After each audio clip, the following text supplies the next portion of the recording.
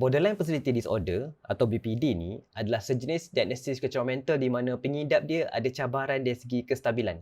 Sama ada dari segi identiti dia, emosi dia, cara berfikir, cara dia bertingkah laku, sampailah benda itu memberi kesan kepada orang di sekeliling dia. Siri A to Z Kesihatan Mental ini adalah satu kupasan topik secara santai berkenaan kesihatan mental daripada A sampai Z, dan untuk B kali ini kita kupas mengenai Borderline Personality Disorder.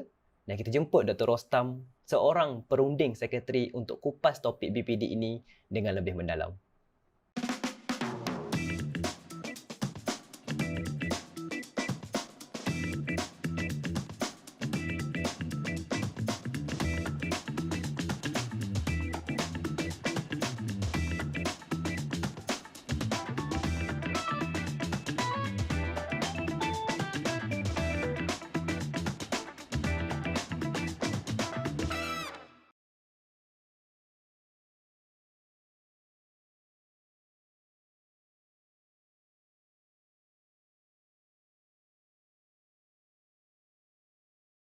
Doktor, Assalamualaikum Doktor. Waalaikumsalam Aiman, apa khabar? So hari ni kita santai-santai je, relax. Dr Rostam ada guna slide apa-apa ke? Tak ada. Tak ada Santai kan? Okey. Santai-santai. Yes. Saya perkenalkan seberingkas lah. Nama saya ialah Aiman Amri atau lebih dikenali sebagai Aiman Psikologi. Seorang mental health advocate dan seorang clinical psychologist trainee lah. Masih dalam training, insyaAllah dalam masa beberapa bulan lagi habis lah, insyaAllah akan menjadi clinical psychologist. Tapi hari ini adalah merupakan program kita namakan Sembang Santai. Sembang Psikologi secara santai ataupun SPSS. Mereka yang belajar bidang psikologi tahulah betapa seksanya mendengar perkataan SPSS kan. So hari ini kita santai-santai, kita berborak topik psikologi, dan hari ini saya menjemput Dr Rostam selaku panel pakar untuk kita berborak mengenai salah satu topik kesihatan mental, iaitu Borderline Personality Disorder. So saya merupakan panel hari ini, host hari ini bersama Dr Rostam. So mereka yang tak kenal, saya perkenalkan seberingkas sedikit lah sebelum kita mula. Dr Rostam atau Ahmad Rostam Muhammad Zain merupakan pakar perunding psikiatri daripada Hospital Sultan Bahiyah, Alostar.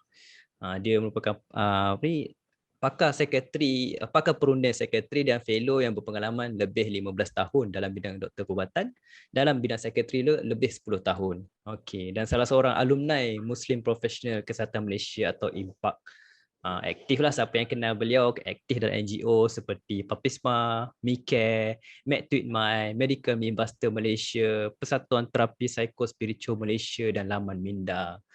Okay, Dr Rostam, mungkin sekadar pengenalan ringkas awal-awal, Doktor mungkin mungkin sedikit pendahuluan lah bila sebut pasal Borderline Personality Disorder. Ada apa yang kita boleh faham secara pendahuluan lah? Okey, terima kasih. Bismillahirrahmanirrahim. Assalamualaikum warahmatullahi wabarakatuh dan selamat salam sejahtera kepada korang semua. Terima kasih kepada Aiman kerana jemputan ini. Terima kasih juga kerana bagi satu topik yang sangat menarik. Obviously topik ini sebenarnya sesuatu topik yang bukan mudah, bukan sahaja kepada orang yang mengalami, tetapi orang yang melalui terapi dan orang yang berhadapan dengannya dan sebagainya. Sebab bila kita cakap tentang personality disorder kan Aiman kan, personality disorder ni bukanlah BPD saja, ataupun nama panjang dia borderline personality disorder, ataupun nama lain dia lah EUPD, atau nama lain dia lah emotional dysregulated disorder. So apa saja nama yang kita gunakan untuk masalah personality, we are talking about an individu, seorang individu yang mempunyai kecelaruan disorder. Kecelaruan personality means when we are talking about kecelaruan or disorder means that it cause problems to their life and others. Dia mengakibatkan kesan, impact kepada diri mereka, kehidupan mereka dan kehidupan orang-orang di sekeliling mereka. Dan dalam konteks BPD ataupun borderline personality disorder ni, sebagai permulaannya guys, borderline personality disorder diletakkan bersama-sama dengan 3 lagi diagnosa personality disorder yang berlainan, tetapi kita clusterkan dalam di bawah cluster B personality disorder. Cluster B personality disorder ada 4. BPD is one of them. Dia ada cluster B personality disorder, contohnya adalah histrionic, biasa Mungkin jarang korang dengar. It's actually kalau kita boleh simplify, apakah itu histrionic personality disorder? Ialah orang yang not to say, I'm not saying that in a demeaning way, tapi secara mudah nak fahamnya adalah hidup mereka dipenuhi dengan drama yang orang lain tak faham drama tu. Apa drama yang korang sedang hadapi ni? Orang tak faham. Dalam bahasa Inggeris, mudah cakapnya lah dramatic behavior. And then dia ada isu dengan inappropriate ataupun apa yang kita panggil sebagai tingkah laku yang boleh mencabar orang. Maksudnya boleh mengakibatkan kemarahan orang, provokatif. Dan at the same time ada tingkah laku mereka yang kelihatannya tidak sesuai dengan norma sosial pada ketika itu, suasana itu ataupun budaya ataupun masyarakat setempat. Dan mereka ini sentiasa ingin menarik perhatian. As if macam kita ada dengar something like that recently, right? So all this what we call as dramatic behavior, inappropriate or provocative behavior, and always want to be the center of attention. Usually kita associate mereka ini dengan histrionic personality disorder. Number one. Cluster B juga, including narcissistic personality disorder. Korang biasa dengar kan, narcissistic personality disorder, how difficult people deal with this kind of personality, because this personality, they always feel they are the most superior human being in the world. They always think that they are the most special person in the world. The lack of empathy, dia orang tak peduli tentang perasaan orang lain. They always need admiration, maksudnya mereka sentiasa inginkan perhatian dan pujian dan juga sanjungan. Dan they are always into exploiting others. The behavior that they show ialah tingkah laku yang berbentuk manipulatif kepada orang lain. Okay, so obviously bila kita berhadapan dengan narcissistic personality disorder, people will suffer because they just don't care about people. They just care about themselves, and people must sanjung aku. People kena sujud pada aku. People kena jadikan aku sebagai seolah-olahnya the superior well-being yang orang lain tak ada. That is actually number 2. The third cluster B personality disorder, antisocial personality disorder, mungkin korang pernah dengar, mungkin korang tak pernah dengar. Orang akan faham antisocial means I don't like to be in a social situation. But antisocial personality disorder is actually about a person that disregards rules. Orang yang tidak peduli tentang undang-undang, orang yang tidak peduli tentang social norms, orang yang tak peduli tentang hak orang lain, orang yang tidak peduli tentang sama ada benda dia buat betul ke tidak, sebab for them, hidup aku adalah tentang manipulation, deceitfulness, penipuan dan tipu helah, dan juga aggressiveness. So antisocial personality disorder guys, biasanya dikaitkan dengan orang yang terlibat dengan jenayah. They can be a sociopath ataupun nama lain sociopath ataupun psychopath. Mereka boleh jadi penjenayah yang recidivis, berulang-ulang dan sebagainya. That is actually cluster B personality disorder juga. 3 dah. Dan the last one that we are discussing tonight is actually borderline personality disorder. Kalau kita simplify, what is actually borderline personality disorder in a simple terms untuk korang faham. Mungkin ramai di kalangan korang kat sini tengah mencari ilmu tentang BPD, mungkin sebab korang pernah dengar someone diagnosed with BPD, ataupun your loved one is actually diagnosed with BPD, atau someone claim that they are having BPD, but the essence of borderline personality disorder ada 4 benda. Nombor 1, they have intense emotion. Dia punya intensity of the emotion tu, to the extent of even they themselves is not comfortable with it. Even they themselves sometimes hate that. Even they themselves having problem with managing it.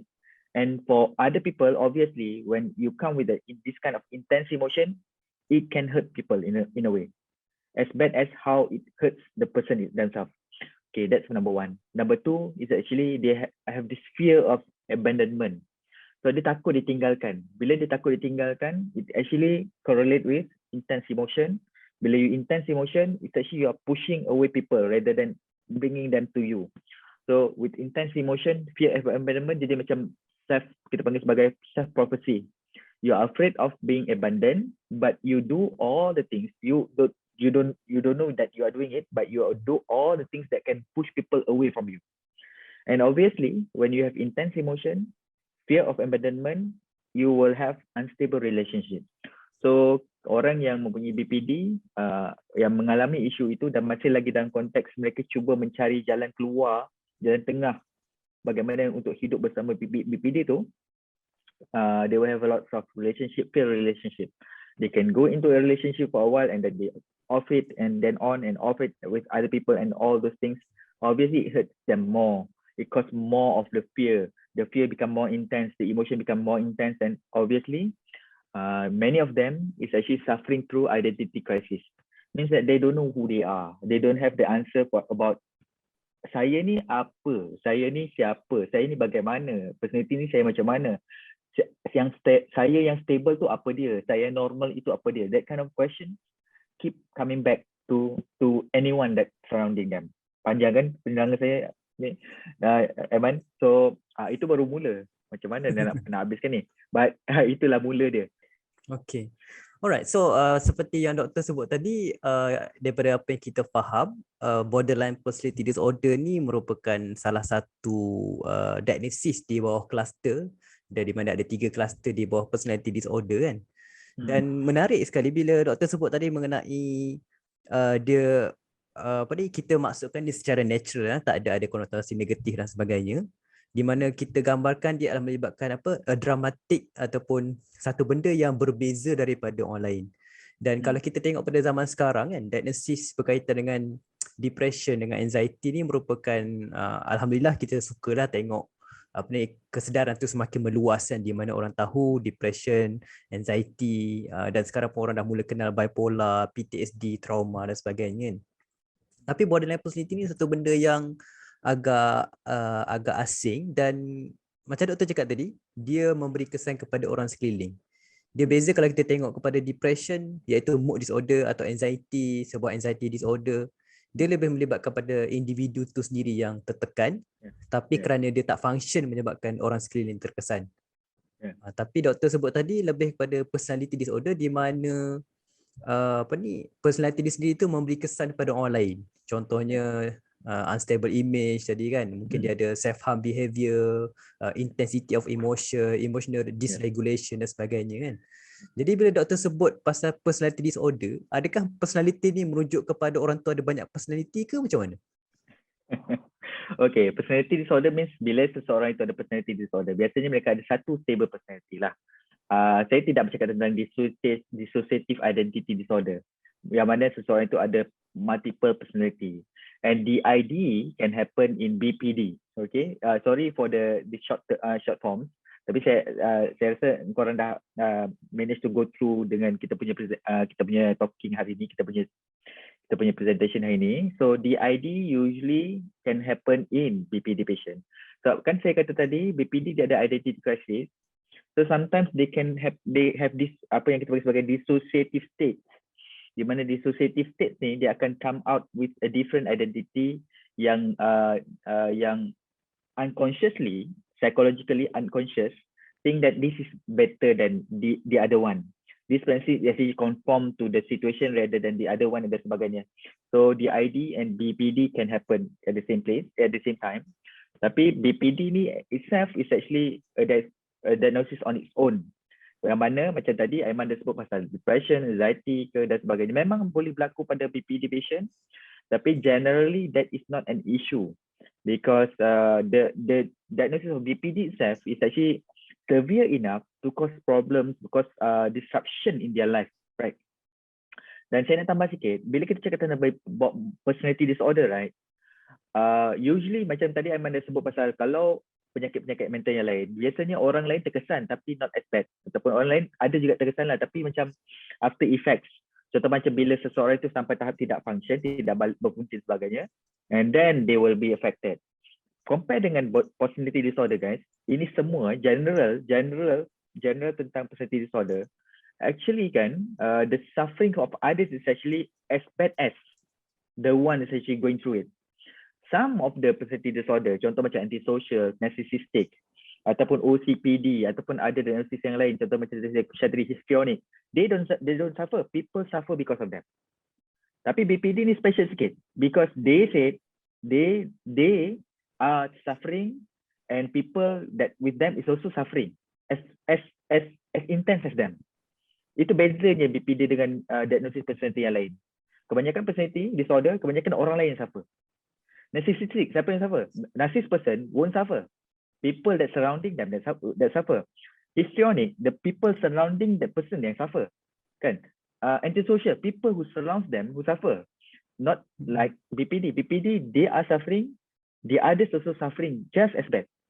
Itu yang mengakibatkan kan personality disorder ni kelihatan macam sangat orang kata lebih baik engkau ada anxiety daripada dengan bipolar, or engkau ada depression rather than you have this kind of diagnosis, which is actually macam mana ni, this is your personality, how orang macam then kan, my patient comes to me kan, pesakit kita datang ke kita dengan tanya, doktor, can I get rid of this personality? Boleh tak? Saya macam, saya tak nak personality ni, I don't like it, people don't like it, I also don't like it, can you just macam make it hilang? Just macam macam tu kan, doktor bagi terapi and then off we go, and then we are fighting. Why? Because as I said tadi, kita ada personality kita ada ciri-ciri dia. Ciri-ciri tu akan eventually will be able to kill any kind of relationship that you are trying to reach, you are trying to connect. Sebab the intensity of that disorder itself, and not yourself. You must remember that before you all dengar ni macam are we at wrong? Saya ke yang salah ada BPD? No, we are not talking about you salah. We are talking about you and your BPD. You, yourself and your BPD. BPD yang mendatangkan masalah kepada hidup you dan hidup semua orang di sekeliling you, bukan you. You don't want it, you don't like it. You want to be okay, you want to be someone yang macam as biasa pesakit-pesakit. Saya ada masalah ini, kata doktor, saya nak jadi normal macam orang lain. Macam mana saya nak get rid? Macam wow, getting rid is actually a big word. Tapi itulah situasi dia kan. So to be clear, korang, BPD is a diagnosis penyakit yang melekat kat korang, dan ada engkorang dan BPD. Engkorang dan BPD. Engkorang don't like it, but BPD is actually with you. That's the problem. Saya suka bila doktor mengasingkan beza antara orang dan diagnosis. Sebab selalu kalau kita lihat pada term contoh kalau kita depressed kan, contoh depression, selalu kadang kita gambarkan macam depressed people, or anxious girl, or anxious man, or anxious kid. Kita menggambarkan dia seolah-olah itu adalah ciri-ciri dia kan. Dan saya suka tadi doktor mengasingkan antara diagnosis dan orang, di mana your mental disorder tu does not define you. It is part of you, but it's not you. Maksudnya ada lagi benda lain yang kita boleh offer. Diagnosis tu salah satu benda yang kita ada. Betul. So kadang-kadang kan label tu sendiri membunuh kita. Label tu sendiri cause pain in our life kan. Bila kita kata kita ada depression kan, bila kita cakap kita ada depression tu pun painful. Right. That when we say that I have anxiety, it's actually painful for ourselves, macam to commit, bukan, to macam to submit to this kind of macam problem that, as you said Aiman kan, defining myself. Kan, Dr Rostam yang depressed, compare dengan Dr Rostam ada masalah kemurungan, macam which is Dr Rostam ada masalah kemurungan, tapi Dr Rostam yang depressed is actually Rostam is actually a depressed person. Which is actually wrong, salah, sebenarnya salah. Itu yang kadang-kadang kita kena pisahkan. Saya selalu tekankan pesakit saya, kena pisahkan. Kalau korang jadikan penyakit you pembasiam, then how you want to redefine yourself? How you want to define yourself? Where we want to start? Kemana kita? Kan? Kan? Saya tak mau hidup dengan, which is actually tak mau hidup dengan, but you have it. So how you want to macam live with it? Someone yang macam duk melekat kat you tapi it's not you. Macam mana hidup dengan itu? Menarik tau. Dia macam konsep apa? Dia macam konsep cognitive diffusion dalam ACT kan. Terapi di mana kita memisahkan diri kita dengan thoughts. Yes, Aiman. So your thoughts is the thoughts, you as yourself. Okay, alright. So bila sebut pasal label kan, saya tertarik. Does the label, mungkin saya kena rephrase bahasa saya lah. Ini saya mengikut bahasa orang yang sebut tu lah kan, di mana BPD ataupun mana-mana penyakit mental ni sebagai label kan. Bahasa mudahnya, adakah diagnosis BPD itu sendiri, adakah dia adalah satu lifelong condition ataupun dia boleh hilang, orang tu boleh sembuh ataupun macam mana? Okay, baik. Bila kita cakap tentang personality disorder guys, sebenarnya penyakit dalam konteks penyakit mental kan, personality disorder adalah salah satu penyakit mental yang ia sendiri tidak ada ubat. Ia sendiri tidak ada ubat, dan people perceive ia sebagai lifelong. Tapi target kita kan, even dalam konteks treatment terapi sebagai, it's actually the stability. Kestabilan itu yang penting. Maksudnya kestabilan tu ialah, yes, dia akan mengganggu kehidupan kita sesekali, tetapi dia tidak mengganggu kehidupan kita secara kronik. Dia akan kacau kita sekejap, and then we realize it, and then we back off sekejap, we try to manage things, and then we are okay, and then ada crisis, and come back to normal self, and crisis again. That is actually personality disorder. It can be stabilized. Especially macam korang, kita macam sahabat-sahabat kita yang has this diagnosis, right? They have the awareness kan. Mereka ada kesedaran bahawa, okay, I cannot do this. I just cannot behave as a BPD person. I want to behave as nama kat Rostam. I don't want to behave like BPD. I want to behave like Rostam. So this group of patient yang kita adakan, ramai kan kat luar sana, they are suffering through difficulties in their life, and they're trying to find an answer, and when they get the diagnosis right, we say, oh, that's the reason why I'm actually going through this kind of pain. And then when we have the level of the pain right, it's actually easier for us to tackle kan. Macam bila korang ada this macam the diagnosis of BPD, it's easier for you to macam, okay, I have BPD, this is what I want to do, this how I want to make myself better. It's not about you nak conform dengan orang. Kadang-kadang pesakit yang datang kat kita kan, klien datang kepada kami contohnya, dia akan datang, doktor, macam mana saya nak fahamkan orang, which is actually, can we understand other people? No, actually. Even dalam konteks macam kita sendirilah kan, bolehkah kita faham bagaimana orang lain fikir? That is actually not possible. Yes, doable, but actually not really possible in the sense that sebenarnya kita tak mampu nak faham orang 100%. So bila orang tak mampu faham kita, sebenarnya itu adalah satu benda yang normal dalam kehidupan semua orang. Someone is not able to understand us 100%.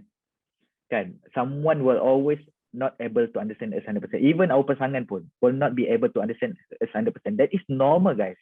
Kadang-kadang kan bila kita gunakan connotation people cannot understand BPD, it's actually that statement itself kan. We can see ada banyak salah kat dalam statement tu. Kan statement tu ialah labeling you sebagai menyusahkan, menuduh you sebagai satu benda yang tak boleh dipulihkan, dan menuduh orang takkan boleh bersama dengan you. Sedangkan outside there, ramai orang yang live with a person who live with BPD. Faham tak? Pasangan dia living with BPD. Kan, then they are okay. They are stable, right? For certain personality, contohnya, saya bagi contoh paling biasa, dependence personality disorder, which is actually someone who becomes so dependent to others. This personality, they can really be stable with BPD. Contohnya, we are talking about another one yang ada personality disorder, dan another one with personality disorder, tapi mereka boleh stable. Why? Even though both of them is having personality disorder. Sebab always there is a match for you. Kan? If you are talking about relationship, if you are talking about connection, there will always be a match. But sometimes because of we thought that people will not be able to understand, and our life objective kan, kadang-kadang kita punya saya nak semua orang faham, which is actually painful. For me, very painful kan. Macam contoh, Aiman nak semua orang faham apa yang Aiman lalui sekarang. Someone would just macam, so what? So what? Which, okay, you are not trying to understand me, so why do I need to understand you? So that fight will be macam a losing fight. Can we say that? That kind of thing. So it's kind of heavy, it take a heavy toll, dan macam doktor cakap lah, it's a lifelong condition but manageable with terapi dan ubat-ubatan. Stabilizing and manageable. Yep. So tu melibatkan skills training dan sebagainya lah. So ini merujuk kepada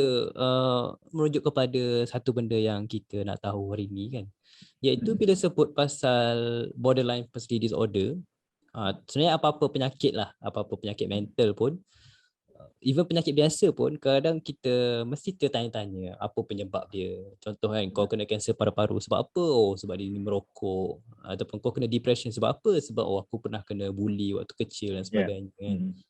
Jadi kalau BPD itu sendiri, apa yang menjadi penyebab kepada wujudnya trait di BPD atau simptom BPD sebelum dia mendapat diagnosis tu? Okay, good question. Okay, nombor satu, soalan ni ialah, datang daripada mana penyakit kecil-kecil ni, macam Well, I don't think that I have problems. Why I have BPD, that kind of things kan. Teori of behind any kind of mental illness guys, ada banyak. Sebagai contoh, kebanyakan personality disorder, people will pinpoint masalahnya semasa kanak-kanak. Childhood experience. Apa yang kita panggil sebagai adverse childhood experience. Adverse childhood experience maksudnya pengalaman-pengalaman semasa kita kecil, bagaimana kita besarkan, bagaimana kita dididik, bagaimana ibu bapa kita, parents kita dan sebagainya, bagaimana kita di sekolah, bagaimana cikgu melayan kita dan sebagainya. All those things will macam contribute, akan memberikan sedikit-sedikit saham kepada personality kita. So personality kita ni bermula sebenarnya, pembentukan personality ni guys, bermula even before our, kita panggil sebagai the conception. Maksudnya masa your parents berjumpa tu pun, your personality of your father and your mother pun dah mempengaruhi what kind of person yang anak-anak dia akan dilahirkan. Before you are maksudnya sebelum you di apa kita panggil conception lah kan. So itu even before that. So and then when your mother going through pregnancy, your father going through your mother's pregnancy, dia punya emotional punya turmoil dan sebagainya, masalah-masalah semasa proses mengandung dan sebagainya, all that actually dah mula mempengaruhi you sedikit demi sedikit. Even though it's actually not lifelong, but it's actually dictates how you come out pun. Sometimes when our mother suffering through depression or anxiety semasa pregnancy, right, there's higher risk untuk kita dilahirkan dengan komplikasi. Pembedahan, ataupun dilahirkan tak cukup bulan, atau lahirnya tak cukup berat, ataupun masalah jaundice dan sebagainya. Itu baru dalam perut guys, belum apa-apa lagi. And then we are not trying to blame anyone, tapi ini adalah faktor yang boleh mempengaruhi, tapi reversible. Maksudnya boleh diperbaiki bila kita dilahirkan dengan cara apa? Dengan kita punya bonding dengan mak kita. Attachment and bonding dengan mak kita. Mak kita dengan kita, kita dengan mak. Because initial phase of our life, mom is the most important person. That's why dalam agama kita pun disebut mom and mom, mak, and then father kan, ayah. So actually benda tu penting sebab memang pengaruh mak semasa ketika kita kecil tu is so important. Kalau tak ada figure mak ni guys, I would say that figure mak means does not mean mak you betul. Anyone that can be a mother to you. Okay, anyone can be a mother, stable figure for you. So that can be the person that can consider as a mother figure. So dalam konteks instability of the parental figure tu guys, akan mempengaruhi how you perceive the world.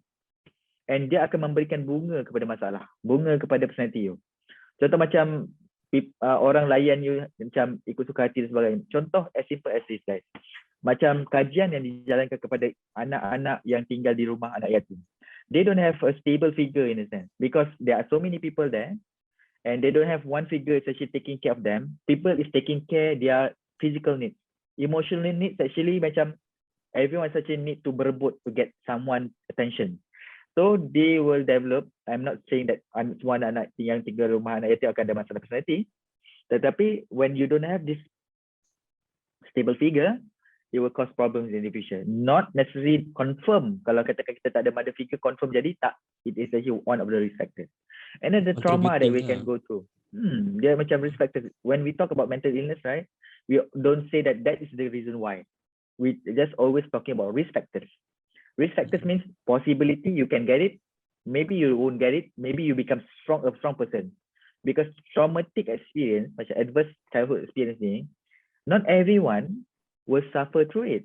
Even though they were traumatized during childhood. Ada orang traumatized during childhood tapi besar jadi someone so resilient macam kita tu, macam mana you survive kan? But some will suffer through mental health issues, mental disorder sebagainya, which is actually understandable because risk factor is there. And then bullies at school dan sebagainya kan. Bila you don't have the stability figure initially kat sekolah, you are trying to find someone and then you pada masa itulah you punya cognitive and psychological function, you try to develop trust and mistrust. Ni cerita Erikson lah pula kan, Erikson stages of the stage of psychosocial development, developing trust and mistrust. And then when you try to trust people, suddenly people macam khianati kita.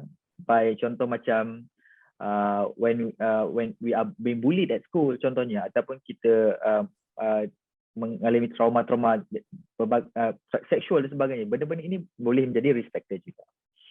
And then during the remaja itu sendiri kan, during the what we call this one of the critical period before we develop a solid personality, masa itu kalau macam contohnya macam we don't have the support.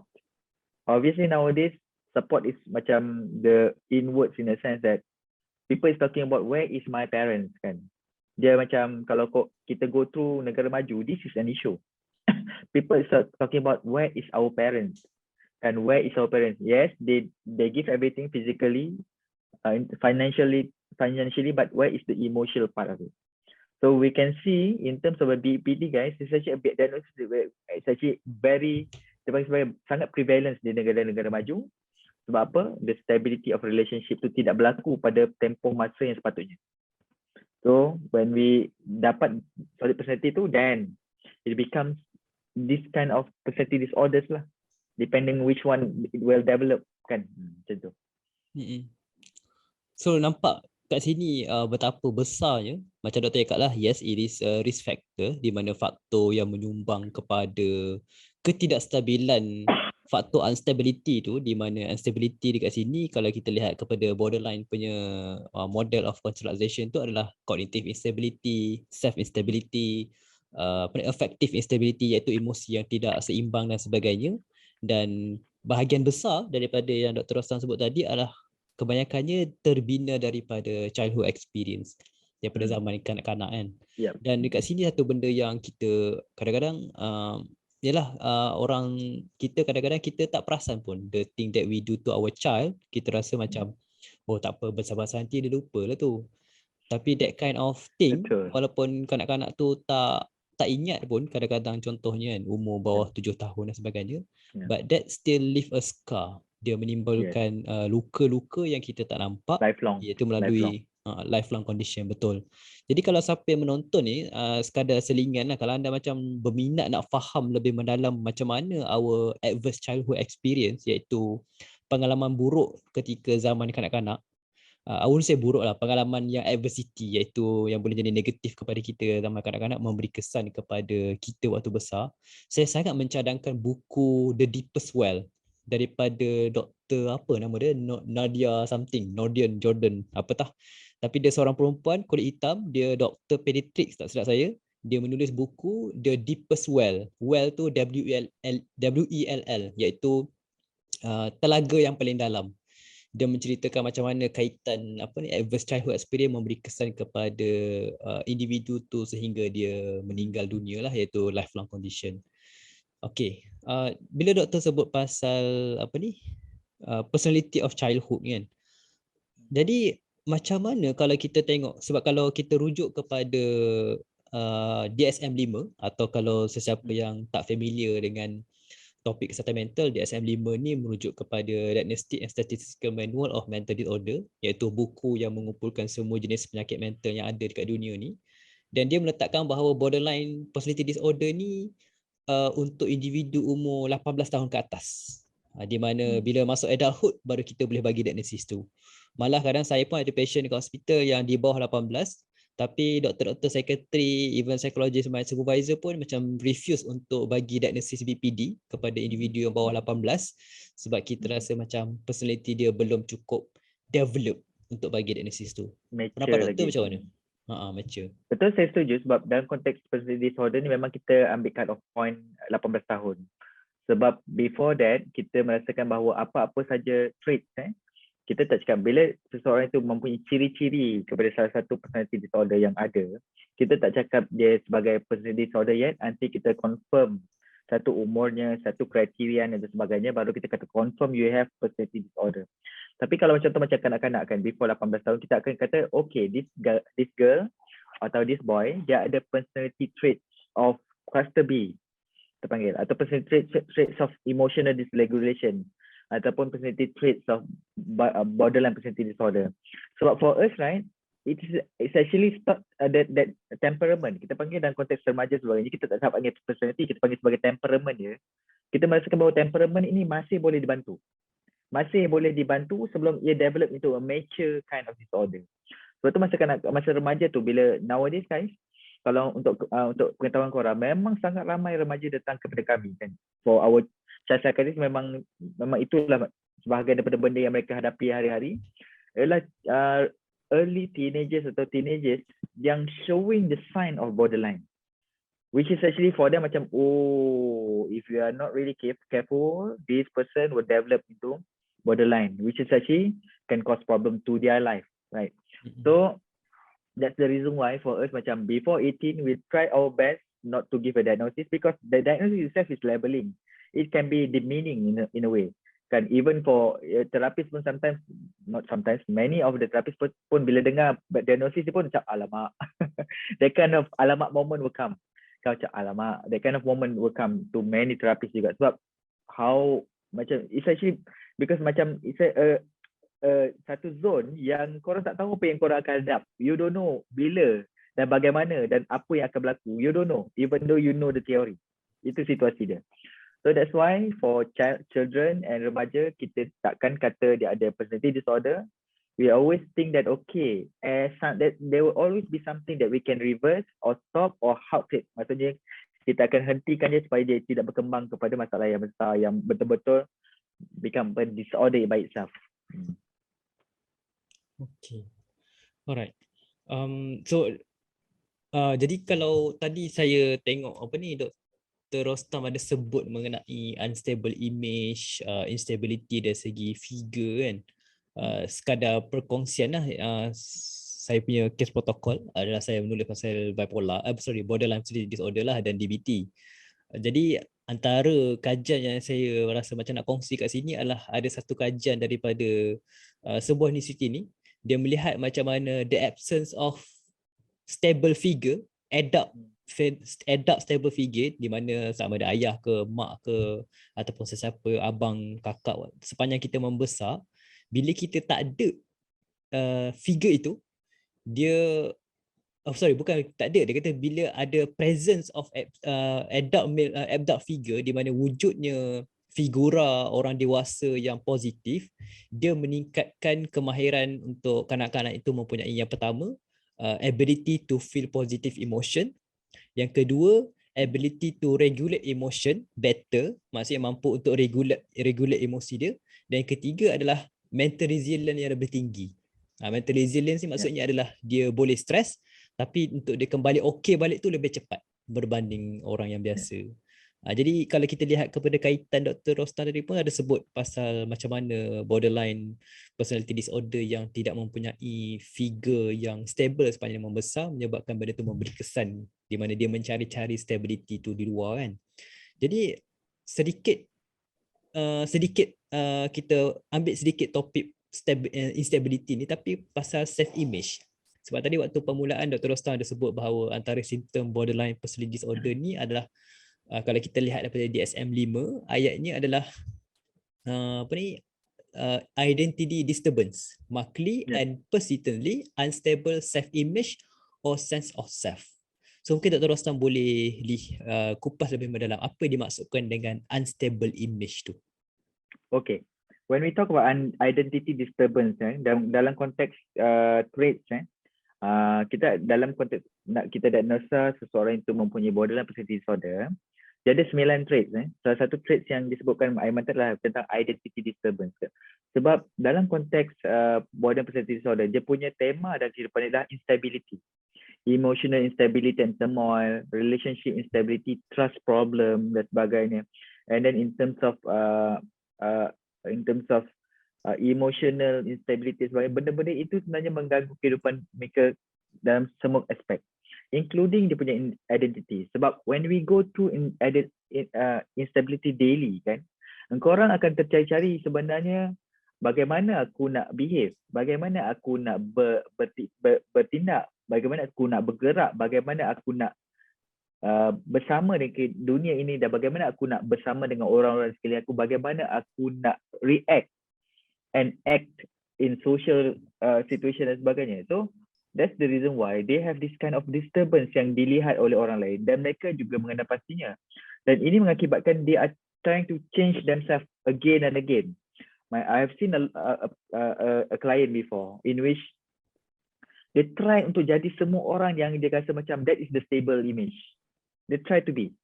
dia mula-mula dia tiru kakak dia. And then bila dia tiru kakak dia, dia rasa macam tak kena, macam tak best pun jadi kakak. Aku tak boleh pun jadi kakak. Kenapa kakak nampak happy tapi aku tak happy? And then dia try jadi abang dia. And then dia try jadi mak dia. And dia try jadi ayah dia dan sebagainya. This is actually young adult. So she went through that even during teenagers years. So they try to macam conform to one identity which they think that that's actually the best. Tapi when they go into that identity and suddenly macam tak okay, and then they change. And then when they see someone stable, they try to be that person, tak okay, and then they change. So this is what we call as identity disturbances, dan juga what we call as the unstable self-image or sense of self. Dia tak tahu.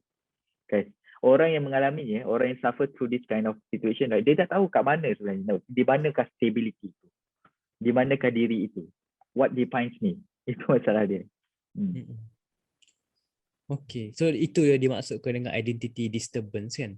Dan kalau kita melihat kepada 9 trait borderline personality disorder ni kan, di mana dia melibatkan pelbagai faktor dari segi instability dan sebagainya, identiti, emosi dan sebagainya kan. Jadi kalau kita lihat dari segi faktor diagnosis pula, kita masuk sedikit klinikal lah hari ni kan. Tadi Dr Rostam sebut mengenai antara simptom-simptom yang ada kan. Jadi macam mana untuk seseorang itu boleh diberi diagnosis BPD tu? Maksudnya apa proses yang berlaku?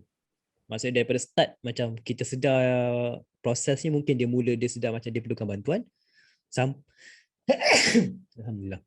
Sampailah ke part di mana diagnosis diberi. Ya dinamakan. Macam mana? Okay, prosesnya? Diagnosis guys, kan, bila kita cakap tentang diagnosis mental illness ni, dia bersifat dynamic. Maksudnya kadang-kadang apa yang berlaku ialah korang takkan dapat diagnosis yang definitif masa kali pertama, kedua, ketiga, mungkin selepas tahun atau 2 tahun pun. Sebab ada kalanya kan certain gejala dan tanda-tanda tu dia datang kemudian, dia tak betul-betul clear dan sebagainya, yang korang pun mungkin tak perasan dan sebagainya. Even orang yang bercakap tentang korang pun mungkin tak perasan dan sebagainya.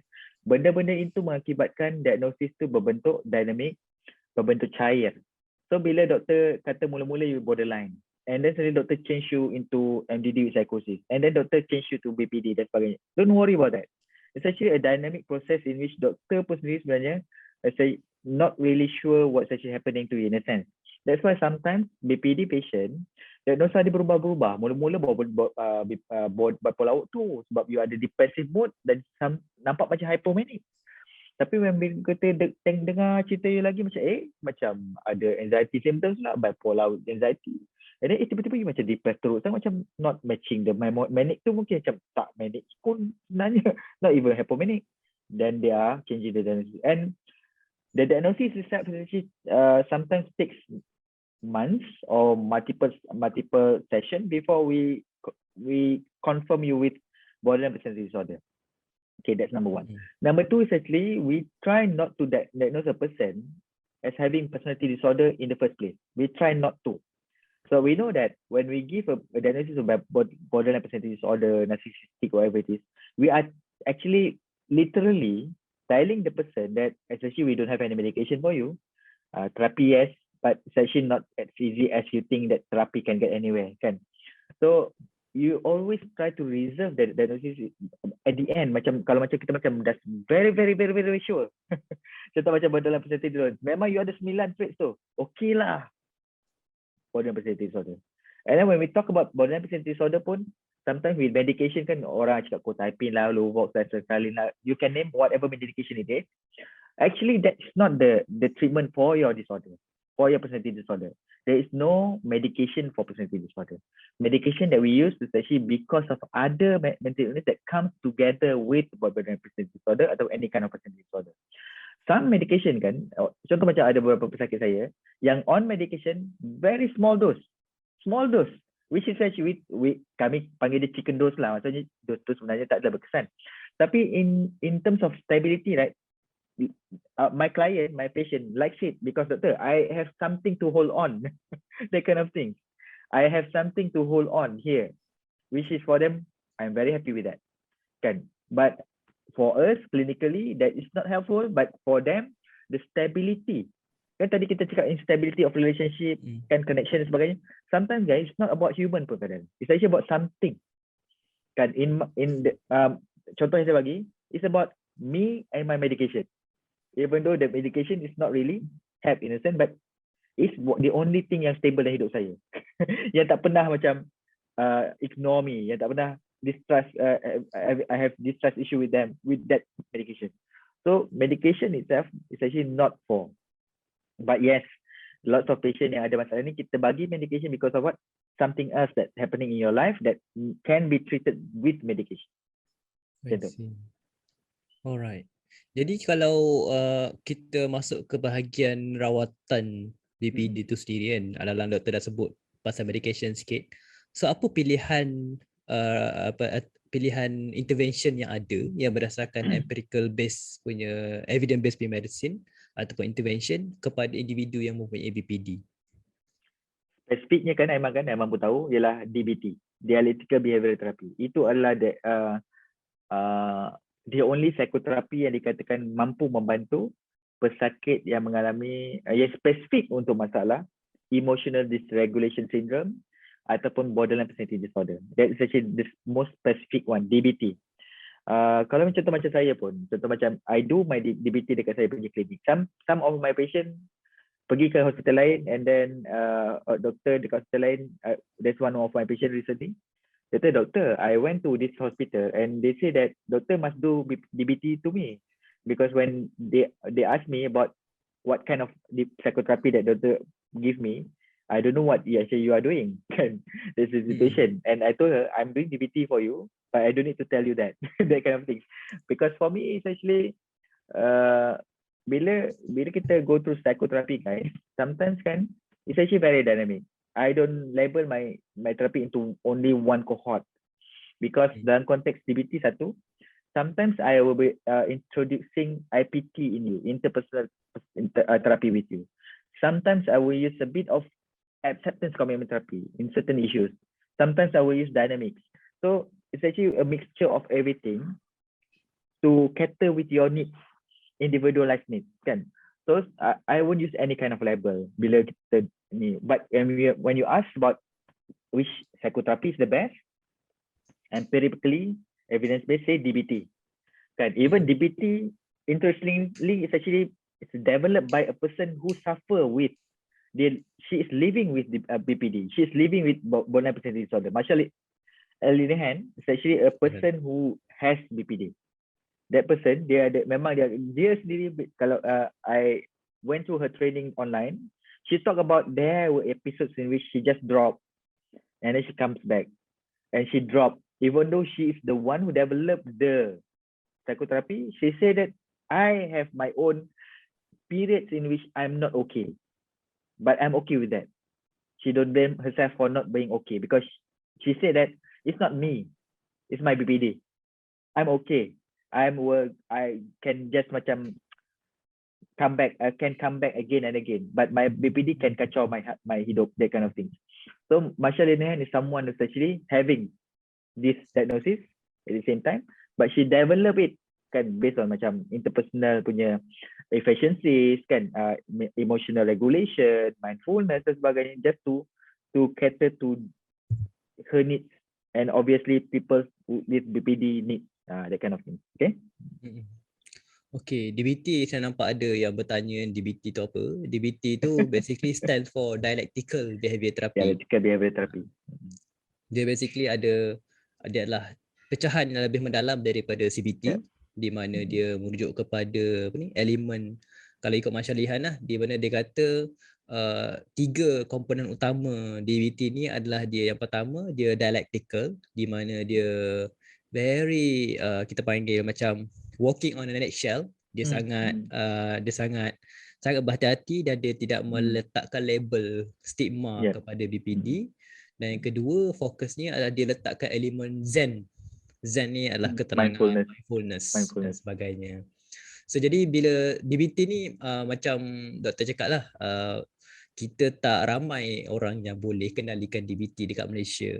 Sebenarnya kalau kita ikut dari segi kemampuan, ada je sebenarnya psikiatris dan juga psikologis. Tapi kita tak panggil kita adalah DBT practitioner, sebab untuk menjadi practitioner tu you need training yang sangat mendalam, dan kita ada badan yang regulate. Senang Yes. cerita dekat Malaysia belum ada lagi lah. Setakat ni yang paling dekat saya tahu, saya tak pasti Singapura dia ke tak. Saya tahu paling dekat adalah Australia lah. Kebanyakannya Australia. DBT kat Malaysia kita refer kepada badan di Australia. Di mana DBT ni dia sangat senang cerita, macam Dr Rostam sendiri sebagai doktor sekretari, saya pun clinical psychology trainee. Dalam training saya pun saya ada buat DBT. Tapi kita tak kata kita DBT practitioner, sebab itulah I label won't say that. title yang besar lah. Title besar. So dia macam sokong macam all the psychotherapy kan, dia macam kena ada license. You kena acknowledge the stages of macam, contoh macam when I go through the first stage of training of DBT kan online tu, it's actually not cheap. I paid $500 for it kan. Tapi they say that you're not yet, okay, you're just a beginner, okay. Okay, beginner. Itulah. So, dia baru satu part, and then stages lain tu lagilah kan, that kind of thing. So it's not easy. Even itu pun saya pergi training 2 hari pun. Mainkan 2 hari tau, 8 sampai 5. Itu pun dia kata, ayat pertama starting sebelum sesi tu dia kata, attending this session does not make you a DBT practitioner. Dia tekankan awal bahawa lebih kepada introduction dan sebagainya kan. Okay, tapi tak apa, itu daripada pandangan clinical psychology ataupun pakar psikiatri lah. Individu yang mental practitioner. Saya percaya yang menonton ni lebih dari kalangan orang biasa, orang awam kan. Jadi kalau kita kembali balik kepada topik kita, masa kita tak banyak lah, tinggal 5 minit je. Kita ambil sedikit dari segi perspektif, kita keluar dari perspektif penghidap pada BPD, kita ambil perspektif kepada teman pula. Sama ada keluarga, ataupun mungkin ibu bapa atau anak-anak, atau pasangan kepada ataupun kawan kepada orang yang ada BPD. Kalau macam sebagai doktor sendiri kan, apa yang kita boleh buat, peranan sebagai dia social support system tu, apa kita boleh buat? Terutama mereka sendiri pun dikatakan sebagai dramatik tadi kan, penuh intensity dari segi emosi, instability dan sebagainya. So kita sebagai orang biasa, sebagai teman dia, apa yang kita boleh buat sebagai bantuan? Susah kan untuk teman, kawan-kawan dan sebagainya. As difficult having this BPD kan, sama juga orang yang mengalaminya, sama juga orang yang menyaksikannya, dan sama juga dengan orang yang hidup bersamanya. Sebab as we already mentioned, sebagai teman, sebagai kawan, sebagai sahabat, sebagai ahli keluarga, kita nak orang yang kita sayang tu kan, orang yang kita sayang tu okey. Tapi pada masa yang sama kita tak tahu macam mana nak buat dia okey, dan kita sendiri pun actually not okay because of the situation that we are going through together, right? And sebenarnya salah satu benda yang biasa saya tekankan kepada orang yang hidup bersama dengan BPD ialah, even you yourself need to take care of yourself. Take care of yourself first before you take care of others. That's very important. This is actually perlu digunakan oleh siapa saja. Sama ada you are suffering with something or you are actually someone who take care of the person, you must take care of yourself. You must know your limit. Even though kalau contoh macam katakanlah bila you sampai to your limits kan, and suddenly the other half of you macam dia kata, you tak faham I. Oh, it's okay. It's okay. Because you have already sampai you punya limit. Tapi for you to make sure that you still be with them, you must back off sekejap, make sure you stable first, and then you come back. Kalau macam we just push your limits again and again and again, that's why the prophecy of that person will be being abandoned, akan ditinggalkan, akan berlaku lagi dan berlaku lagi dan berlaku lagi. Sebab macam saya katakan, emotional punya instability, personality instability, relationship instability, in terms of cognitive instability, all those the traits kan will obviously make everyone suffer. Not only for the person but everyone that surrounding them. So sangat penting untuk orang yang nak menjaga ni kena aware yang you are not handling that person, you are actually facing this giant of personality disorder, yang not that person but you are facing the giants together with that person. And how you want to be stable with that person, if you want to stay, tu sangat sukar tetapi doable. As I said, there's so many people that outside there yang they can be stable with this BPD patient, sebagaimana orang yang ada masalah relationship yang lain. Ada hari okey, ada hari tak okey, ada hari gaduh, ada hari senyap, ada hari merajuk.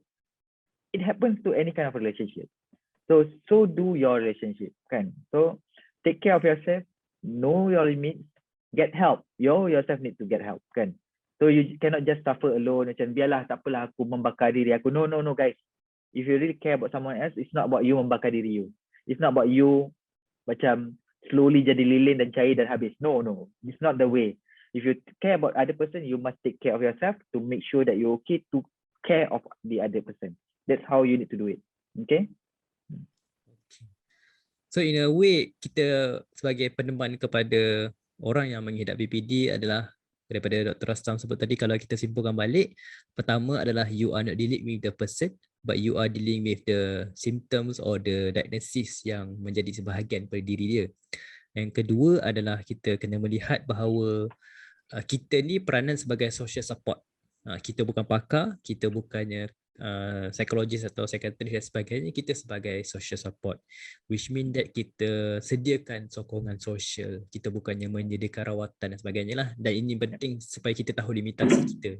Kalau tak, nanti kita stres, seolah-olah macam aku dah tolong macam-macam tapi dia tak sembuh-sembuh juga, so aku jadi masih tak stres. okey juga. Sedangkan bukan peranan kita pun untuk menyembuhkan dia, kan. Betul. Okay. Jadi kalau kita undur sikit lah, ini bagi individu yang sudah ada diagnosis kan.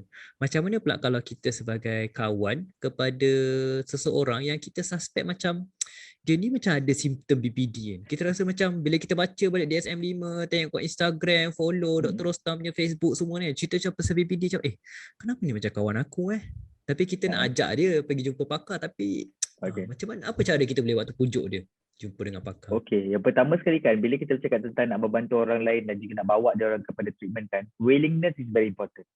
Keinginan dan kemahuan bahawa saya perlukan bantuan sangat-sangat penting kan. Sebab kalau korang approach kepada someone yang I don't think I have problem, you will have problem. Kan? So macam, aku rasa kau macam ada masalah ni lah. Aku rasa kau ada masalah, aku tak ada masalah. Habis lah you. Kan? So, willingness, keinginan dan kemahuan untuk mendapatkan bantuan is actually satu kriteria untuk mendapatkan bantuan. It's not about can I push someone to go to treatment? No, guys. Yes, we want to do that, tapi most of the time it cannot be done. The willingness is actually very important. Sometimes kan very difficult for a person to be convinced that they have problem. Kan? Bila they go through lots of conflicts in their life, difficulties, and then only macam why? That why moment is very important. Kan, the why will come with awareness. Something's not right, then acknowledge that I have problems, and then willingness to get help. So as a person kan, as a friend kan, kalau you kata macam kawan aku ni macam BPD lah kan, but I don't think kalau macam you are stable with them, means that they are not BPD lah. They are not BPD enough to be a BPD that need help. But you are able to be stable with them. Sebab as I said, some BPD patient prefer to be alone. Doktor, saya tak nak ada kawan-kawan. Saya just nak to be, saya nak jadi seorang-seorang sebab I think hidup saya aman sebab saya tak ada masalah dengan orang lain. And they prefer to be like that, which is they are comfortable with it. Kan? Kalau macam ada pesakit kita yang choose to be like that, I said by all means, if that makes you stable, by all means that will be the way you want to live right now. If you change in the future, by all means you can change, no problem. Kan? Because we can define ourselves. We can define what we want in our life, what kind of stability that you need. Kalau macam jumpa saya ke jumpa Aiman pun, kita takkan kata, okay, to define your, this is the definition of stability. No, I don't know. Kan? No one knows that definition of your stability. You are the only person yang knows that definition of stability. So as a friend, be there, be supportive, listen to them, know your limit again. You know it's very important. And then if you think that it's too much for you, then upfront, bro, aku rasa macam this is too much for me lah. Aku rasa memang kau kena jumpa someone as pakar lah ataupun professional lah. I don't think I can handle this lah. What do you think? Can go back to them, send it back to them, that kind of thing. Of course, difficulty ada resistance at certain points. Tapi when they see that people is actually shying away from them, and then they say, okay, something's not right. And then they will proceed to get help. Okay? I see. Alright. Manakah masa pun tak banyak lagi lah. Kalau saya tambah sikit lah daripada soalan tadi kan. Okay, kita nak yakinkan kawan kita dan kita nak kawan kita dapat ataupun teman kita dapatkan bantuan dan sebagainya kan. Jadi apa cara, saya soalan ni mungkin agak klise lah bagi Dr Rostam atau mana-mana mental practitioner untuk terima kan. Macam mana, tapi saya percaya masih ada yang mendapat manfaat daripada soalan ni lah. Iaitu macam mana nak dapatkan bantuan kesihatan mental tu sendiri. Okey, macam How? dapatkan bantuan kan. Step by step. Macam mana how kan? Klise ni adalah jawapan klise ni adalah you can get anywhere dekat Malaysia sebenarnya. Maksudnya can go to any klinik kesihatan untuk mendapatkan screening first, because maybe you think you have BPD tapi mungkin diagnosa lain yang keluar. Mungkin masalah penyakit lain yang keluar sebenarnya. You ingatkan emotional dysregulation, instability because of an illness, but actually maybe because of kita ada banyak diagnosis yang menyerupai BPD guys. Ada banyak diagnosis yang mungkin orang salah anggap sebagai BPD. As I said, BPD ni sebenarnya secara statistik sangat rendah. So it's very important for you to see a doctor. Even the doctor, dia bukan pakar psikiatri, dia bukan psikologis, dia bukan clinical psychologist. Kenapa saya nak jumpa dia? What's the point? They don't know about me, they don't know about the diagnosis. Bila saya ke BPD, dia tercengang-cengang, what's the point? But the point is actually they need to do the screening. That's number one. And then from there, they will escalate the treatment and the care for you. Okay, of course, when you are talking about treatment ni guys, kadang-kadang jumpa satu doktor tak sesuai, jumpa dua doktor tak sesuai, jumpa tiga doktor tak sesuai. Macam there are our patient dekat klinik kami yang dah jumpa semua MO contohnya kan. MO 1, 2, 3, 4, 5, pakar 1, 2, 3 semua tak kena. Tukar pakar baru, oh suddenly okay. Macam pakar tu buat apa? Nothing, zero. I did nothing. Tapi just macam it clicks. So it's actually, apa yang saya nak point kat situ lah, sometimes kan you will be going through difficulties in terms of even finding a stable therapist pun. And when you get one, sometimes something happens and you become unstable as everything. It's actually a normal situation in any kind of relationship. So I would say that just stay as long as you think that they can help you, something that you can get from there. But if let's say you think that I think I'm already okay with what I'm going through, I think that I can handle it on my own and I don't need to have anyone else, then good job. I think you have find something in your life, in yourself that can really help you to be stable, then stay there. If you need kalau kita perlukan bantuan, datang kembali, no problem. Datang kembali. Always has an issue, akan ada opening untuk kita dapatkan bantuan. Cuba je. Kalau tak kena satu, cuba nombor 2. Tak kena nombor 2, cuba nombor 3 kan. Selagi mana kita tak putus asa, insyaAllah kita akan ada jalan. I see. So the key is never give up in getting help. Doesn't matter dengan siapa kita jumpa. Asalkan orang yang bertauliah lah dalam bidang ni kan. Okay, manakah masa dah hampir tamat kan. Saya tahu, saya pun menghormati masa Dr Rostam yang sedang dalam training di Johor Bahru. Kita curi sekejap masa malam ni kan. Dan kalau kita lihat dekat malam ni, kita ada lebih kurang 250 peserta yang masuk dan sekarang dah turun balik. Mungkin sebab dia dengar suara saya pun, dia menjadi bosan, dia keluar balik. Jadi saya simpulkan balik lah daripada soalan-soalan yang saya terima, daripada private chat, daripada apa yang mereka tulis dekat chat, ada yang tulis dekat email dan sebagainya kan. Kalau kita simpulkan balik lah, soalan banyak tapi saya simpulkan balik, kita generalisekan dia lebih kepada mesej terakhir. Apa yang Dr Rostam akan cakap ataupun nak cakap, bagi tahu, sebab kita percaya sedang menonton ni dalam kalangan ni ada yang mempunyai BPD, ada yang suspek diri BPD atau mungkin kawan kepada BPD dan sebagainya kan. Apa mesej yang Dr Rostam nak sampaikan kepada individu yang mempunyai diagnosis BPD ni, yang mungkin sedang hampir give up ke, ataupun penat dengan treatment, ataupun tak ada kawan nak sembang, ataupun tak ada kawan yang memahami sebagainya. So what would be your last ataupun take home message sebagai penutup kita malam ni? Take home message nombor 1 guys, every single problem that we have mesti ada yang keluar. Apa-apa saja masalah dalam kehidupan kita mesti ada yang keluar, dan korang dah jumpa banyak yang keluar sepanjang hidup korang. Cuma mungkin korang perasan atau tak perasan je. And every crisis, every conflict, every trauma, every kind of difficulties in your life, you found the jalan keluar. Tapi and then you have another conflict, another crisis, another trauma, and you found a jalan keluar. And always that itu adalah kehidupan kita. That's number 1. Number 2, when we are talking about BPD or any kind of mental illness in terms of personality disorder, it's not about getting rid of the diagnosis. It's actually finding the stability, jalan tengah kepada kehidupan yang stable. Sebab ramai orang salah faham, salah anggap bahawa stable means no negative emotion. Salah tu guys. Negative emotion is just part of our life. Okay, that's number 2. Number 3 is actually, if you want to find someone who really understand you, that's actually, I would say that a search that can be considered futile. Tidak akan berhasil sebab no one can understand us, no one can understand our diagnosis, no one can understand what the issue that we are going through, no one can understand our trauma, no one can understand that. Even Dr Rostam, Aiman, Encik Aiman dan sebagainya, tak ada. Kita tak faham, kami tak lalunya guys. Kita mungkin okay, I can perceive that I think I understand, but I don't really feel the pain that you're going through. You are the one. So if you want to find someone who can really understand you, no guys, even you tak boleh understand that person. Okay, it's not about understanding, it's actually about how to live with it. Macam saya kata, BPD is not you. BPD is as if another entity that comes into your life and in the middle of your relationship.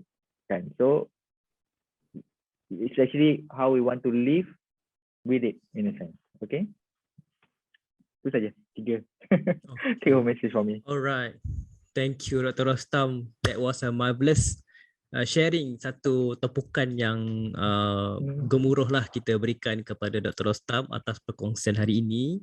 Dan saya ucapkan terima kasih kepada mereka yang hadir pada malam ini. Saya mohon maaf sebab tak dapat nak sampaikan setiap satu persatu soalan yang ditanya.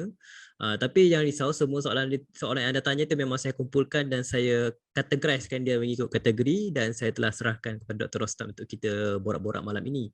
Jadi harapnya apa yang kita kongsikan ini akan bermanfaat kepada mereka yang menonton, sama anda sebagai pejuang BPD sendiri maupun sebagai individu yang mempunyai BPD ini. Dan saya ada berita baik kepada mereka yang menonton malam ini. Bagi mereka yang follow malam ini, kita ada surprise sebenarnya kita nak lancarkan pada bulan 10 nanti, tapi saya tak boleh beritahu apa. Cukup saya bagi hint bahawa kita nak wujudkan community sebenarnya. Community di mana kita boleh borak-borak topik psikologi secara online, secara santai, cuma dia bukannya sebagai konsultasi terapi tapi lebih kepada sesi sembang santai. Sistem tersebut masih dalam proses, tapi saya bagi hint siap-siap, saya letak dekat ruangan chat. Kalau siapa berminat, anda boleh pergi ke link tersebut, iaitu kita panggil itu sebagai community SPSS, iaitu Community Sembang Psikologi Secara Santai. Jadi kalau siapa berminat, teruskan mengikuti, boleh follow saya Aiman Psikologi di Facebook, Instagram, Twitter dan sebagainya. Dan boleh follow juga Dr. Rostam, cari je Dr. Rostam Ahmad Zain dekat Twitter ada, dekat Facebook Lama Minda ada, Medtweet dan sebagainya. Kita boleh follow sama-sama, belajar sama-sama insya-Allah. Alright. Okey, sekian saja. Terima kasih kepada mereka yang menonton.